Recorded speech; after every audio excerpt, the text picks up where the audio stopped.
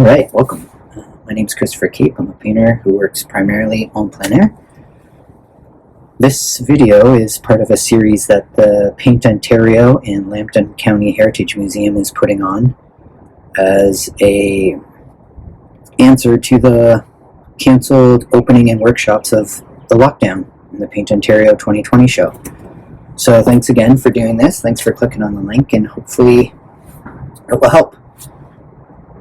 Essentially, what this one's about is understanding your tools and how starting at the foundation of, we'll say, a drawing and the way you approach the drawing can really reflect the ease in which it is that you transfer to painting. And I assume most of you who are interested in plein air painting or even urban sketching, even if you've tried it, have noticed the difference. You may have drawn, like myself. I drew for maybe 15-20 years before I really started painting en plein air. And I had the most difficult time transferring over, and I couldn't understand why it was so hard. And what I can piece together is it was really one or two concepts that changed my ideas and the way that I actually did studies. I'm just going to put my coffee down. We can talk a little bit about it. It's a pretty flat day out. It's cold. I'm sure you can hear the wind. There's snow flurries. They're going to come in and out, but not to worry. This is en plein air. So let's talk about drawing for a second. And that's essentially what I'm going to do today. You can see I've got two pencils here. One I've sharpened, and one is worn down a bit. Now they're both jumbo Faber-Castell pencils, very close to the primary style pencil we all remember when we were kids. Now, if you look, this one hasn't been used. The point's fairly sharp, right? Now, normally when you hold a pencil like so, you're only working with this much of drawing surface. And you can see when it wears down, it's starting to get, I'll spin it around here, different sort of angles and flat edges. Now there's still a point at the very top I can use, but essentially the way that my hand's going to be, it's going to be a fatter surface to draw with. And regardless of whether we're using a mechanical pencil or not, the tips are all fairly the same, right? I've sharpened different sizes of pencils. Even so far as to get a graphite stick, right? This is a Lyra graphite stick. And all of these were purchased at Wyndham Art, my local art store here in Guelph. And they all get worn down the same. Even this mechanical pencil, they all end up, whether big or small, to this rounded edge with different planes on the tip of the pencil. And that's important. Because like most of you, like myself, most of you are probably using a pencil like this, right? And I'm sure you've seen people using pencils like this, but the natural way feels to use it like this, right? Now here is where the concept of using your tool dictates how you can move to painting. Now when I'm drawing with this pencil, I'm going to just zoom in here so you can see if I'm using the tip here, I can make marks that are essentially lines. Maybe I'll just tilt it up so we can see a bit. Right? I can make a square like so and fill it in, maybe smudge it a bit, and it's become really flat. Okay? Even if I use, we'll say, any of these sizes, it's still going to react the same way. I could maybe use this a bit on the side, but you can see that even if I use this on the side, it's giving me this strange mark that's almost two-lined with a bit of light graphite in the middle. Right? It's not a flat surface.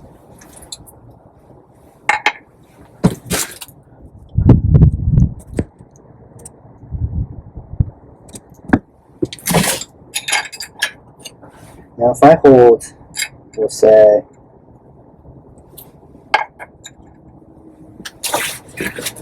this up here, right, and this here, essentially these are two of the very same things, right? We've got a long end piece here to hold on to, right? I can hold on to it if I would like a pencil, just like this. And the marking, right, I could load this up with pigment. It's exactly the same. It's at the end, right? Even this brush itself is shaped.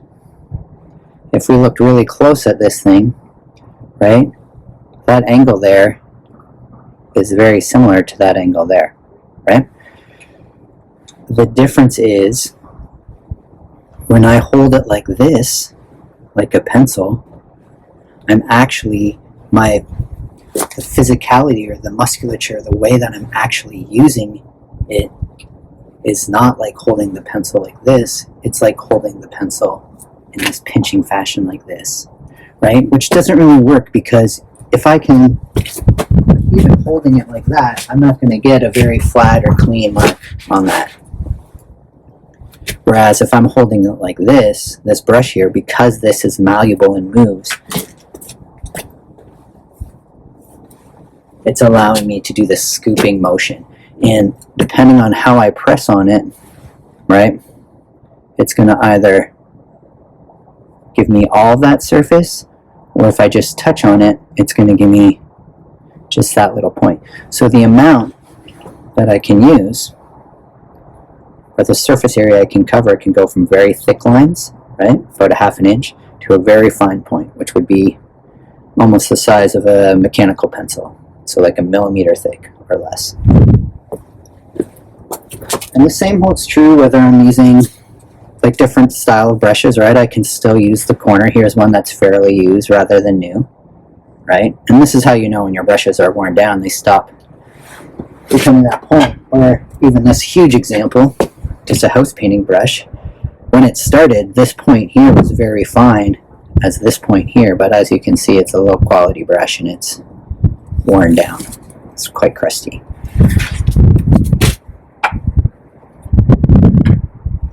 And what I think most of you will find interesting, which I did too, because I really wanted to get into using thick paint, this very common palette knife is shaped exactly like this brush, right? Is shaped exactly like the flat plane on that pencil, right? If we look, there's a point with two angles going down on either side, right? And so this is a crucial point I want to get across. There's differences between doing a drawing to end up with a drawing and doing a study with dry media, charcoal or pencil, in order to get to the painting. If we look at these pieces of charcoal, bear with me here. There's a lot of talking, but it'll make sense as soon as I start drawing. Or maybe it makes sense already. I've got a bunch of different pieces of knit trim charcoal, right? There's one that's fairly new. You can see it's square at the end. And we've got some that are used a bit more, right? You can see there's that angle there. Pull over this one. Here's some compressed Faber-Castell charcoal, right? Here's a new piece. It's round. It's got hard corners on it. Here's one that's worn down, right? You can see this one especially looks a lot like the end of the graphite here, right? It's got these different planes, but with that point at the end. And here, hopefully, is the aha moment that you'll have. And feel free to draw along with me. If you've got charcoal or pencils or pens, definitely grab a sketchbook, make some notes, or do a little bit of drawing and see if it works for you. So I've got this, we'll start out with the softer one. I've got this pre-used one that's already, let me use a bigger one here, that's already worn down a bit, and I'm going to pinch it, right, so that it would be like pinching a a paintbrush or a pencil like this and using the side. And you're going to see this very quickly. I'm going to zoom in and then zoom out, but this, my whole hand is going to start acting like this paintbrush, right? When you put paint in a paintbrush, the pigment is going to end up on here and soaked in, depending on how much, into the bristles, right? But the most amount of pigment you'll let out is going to be on this fine surface, or this finer edge, right? This is a brand new brush. Don't do that on used brushes. But you understand what I'm talking about, hopefully, right? Especially using watercolor, not such thick paint. If we were using really thick paint, like an oil paint, right? I'm going to be able to control a lot with this, get a sharp edge with a lot of pigment, and down here on the flat side is where it's going to sort of smush and smear and be a little bit more chaotic. So I'm going to zoom in and show you what I'm talking about here. So there's our pencil squares, right? And if I were using this like a pencil, holding it like this, the same thing is going to happen, right? Just on newsprint here. It sits a bit looser, it's easier to smudge, but the moment that I switch to a pinching method, right, and I go down, there's my square maybe, right? And fill in my square. And as I roll my hand, right, it's going from thick to thin, right? Thick to thin.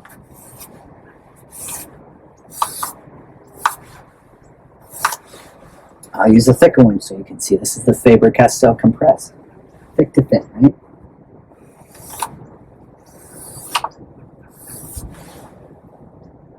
And there are those marks, these luscious brushstroke marks, right? And I can still, if I roll my wrist in the right way, I can still use just the line for drawing. Just like so, right? I can do cross hatching, I can do whatever I wish. But I'm not limited.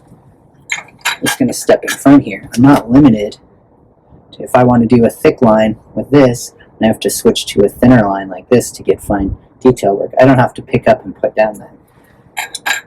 And really what I've been talking about is the difference essentially between drawing and painting, because drawing and painting doesn't have to do with material that I'm using. It has to do with how I'm recording. So a drawing is using line to describe shape, right? There's a little rhombus there. Painting is making shape, right? There's a blob. There's a rectangle, right? Both are important, and when you're painting, you're probably going to be drawing with that paintbrush. The difficulty is that we describe, the thing that we're using is paint, and when we're using it, we're painting. But you can still draw with paint. You would just use the tip of a brush, right? Problem with the English language, no big deal. Take a little sip of coffee here. So this rolling technique, and this is what really made me understand, is exactly the same as using a brush. I'm not pinching that brush, obviously. The difference is that this is a static piece. It's not malleable. The shaft of the brush here, or the handle of the brush, this is malleable right here. And so when I'm doing this, that's this, and rolling and turning and using my shoulder in big sweeping motions, that's the same as holding this and using this, because that little articulation of the bristles, is happening in the wrist. And you can see already, remember I said my whole hand's going to be the paintbrush? Look at my knuckles. Look at the tips of my fingers. That's hitting the paper. Right there, that smear, that's hitting the paper. And I'm still working with it. Just like when we push down on this paintbrush, like that, when that part of the brush is hitting the canvas or the panel, that's essentially the same as my fingers hitting it, right? It's not giving it a distinct line. It's still making marks. They're just not as opaque, just not as fine. And so if we're drawing like this by pinching the charcoal, essentially we're teaching ourselves how to record what it is we're seeing the same way as we would with a paintbrush. So if you're drawing like this, holding the pencil like you normally would, right? Even if you're holding like this, this is still good, but the issue is that you're not getting a very big space, right, to use. There's not a lot of surface. With this, it's closer to a paintbrush. And so if you're doing drawings like this all the time, to transfer the knowledge and the skill and the technical ability to this is going to be a huge jump, because you're not used to using this. This and this are completely different in movements, right? This is a bit smaller, right? Switching to charcoal will change all of that, okay? Now, that was a lot of talking about how to use charcoal and the difference between doing a drawing for drawing's sake and doing a drawing as a study to understand a painting more. But I think when I'm going to do a little drawing here in my backyard, I chose this really flat day because I didn't want the objects in the painting or in the drawing to be what drives a picture. I want my ability to use the tool, aka the charcoal, and my subtlety in value, contrast, and composition design to drive the picture, right? I want to be able to have those ingredients make it a great drawing. And so, this is where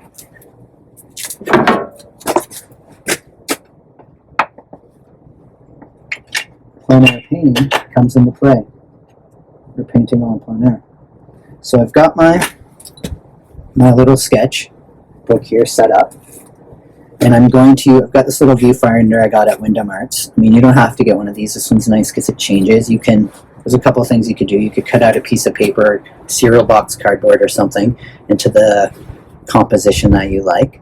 Or you could use your phone, right? Just put it on camera setting and just look through that, and you can see different compositions. And you can see that it's the same ratio as my sketchbook. So I'm just going to draw the boundaries on this. And then all I'm going to do is just look through and find something. There's a nice plant over here behind the easel. Yeah, I think that's good. So I've got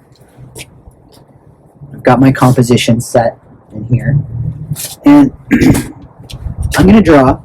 I'm going to do the first stage of the drawing, which is the gesture of my drawing. So that first quick initial impression. And if you don't know what gesture drawing is, give it a little Google search. Email me. We can talk about it. Talk to other artists. If you do know, great. Tilt this a bit so I can see it better. Okay. Maybe I'll zoom in so we can see.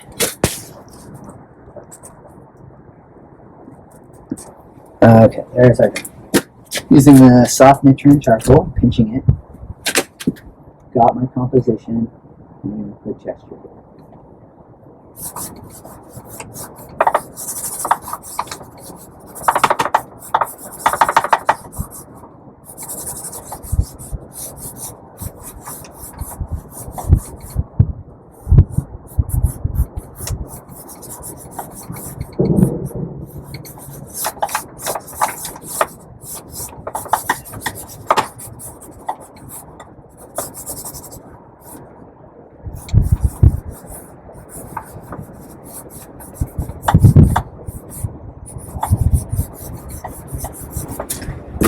Okay, so what was that? Maybe 30 seconds of a drawing. And you saw me roll, you saw me do all the things I was talking about with the charcoal, right? My hand's a little bit more dirty. But I've already gotten basically what I could use as an under air painting for a plein air painting. And here's the key. I didn't change material at all.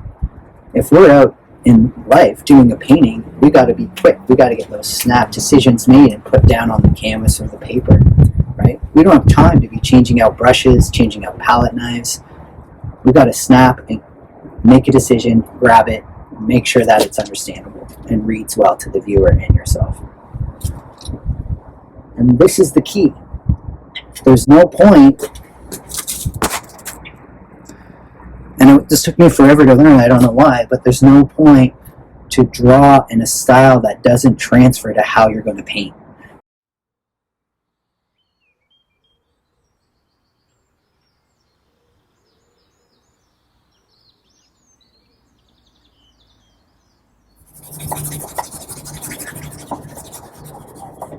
And you know, this material doesn't have to be expensive. This newsprint sketchbook I got at Wyndham Art is just $1, $2 maybe.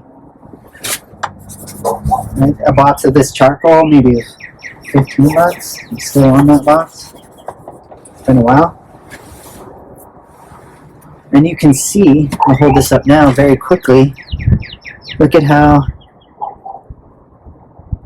much it's worn down, but that surface is so broad, right? To a fine point on this end, to that whole piece, right? And look at my hand.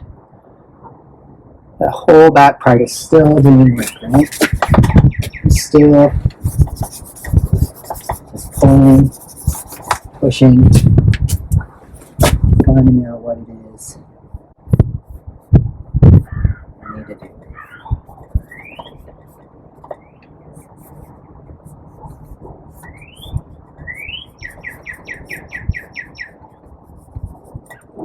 And maybe you're thinking right now, well, this is good, but I don't want to draw plants, or I'm an abstract expressionist, or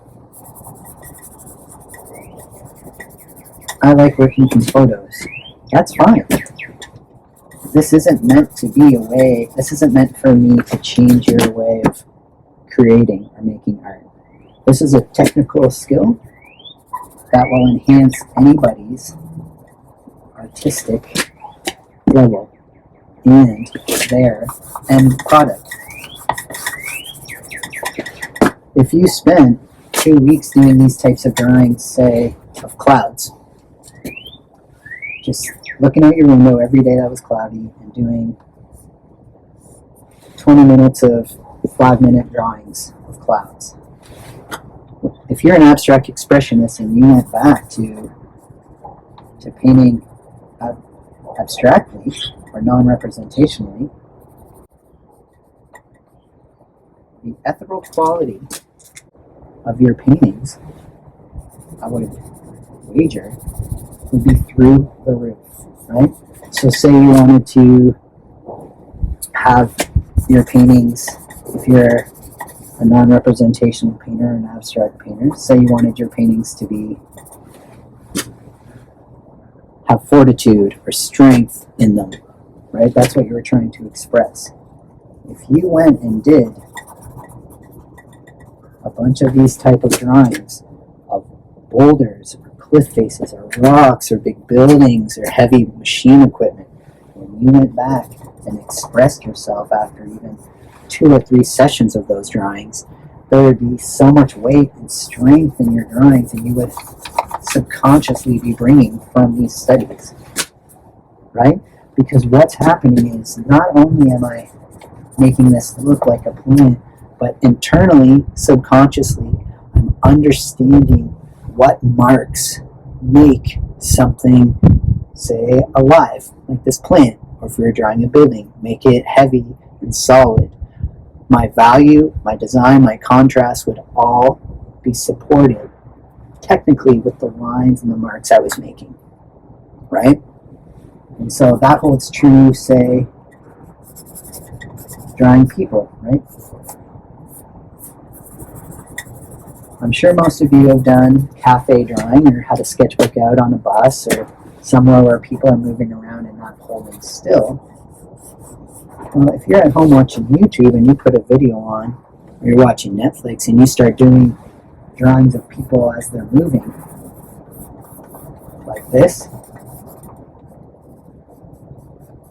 right? You're going to be, because it's moving and because it's not a photograph, it's constantly changing. And you're going to be able to capture that movement really well.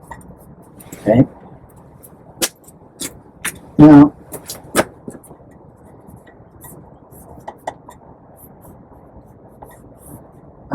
I might keep working on this, and I will take a picture at the end, but essentially, this has all come together very quickly.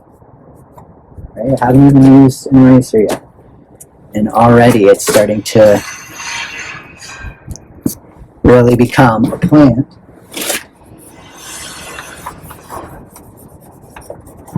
Sitting on the edge of my driveway. And that's it, really. That's all we're doing. And such a simple change, right? If we focus on drawing by holding pinched charcoal like this, and you could go in later and use a charcoal pencil or another pencil that's sharp and go in and delineate with lines, because your underdrawing is going to have that information on where to go. But if we focus on this, say until the nice weather comes back and we're free from lockdown, when you go out in that lockdown, from that lockdown, out into, say, wherever, the country, and you set up to do a painting, that painting is going to come together so quickly and it's going to be so tight, you're going to be blown away. And it all comes with practicing drawing the way that you paint, right? Thanks for hanging out. Feel free to visit my website or my Instagram. My website's christophercape.com. Instagram at christophercape. Visit any of the Paint Ontario links. Learn some more about creating. And good luck. I look forward to you seeing some. If you get something that works out, send it to me. I'd love to take a look at it. Any questions, concerns, let me know. Go check out the Paint Ontario exhibition. A lot of amazing, amazing paintings this year. It blows me away how many creative individuals in Ontario, and to see our landscape portrayed in different ways. Makes me want to just keep traveling throughout southwestern Ontario and not worrying about going far from exotic places, right? It's beautiful around here. It's neat to see what people are doing. Have a good day. Good luck. Talk to you later.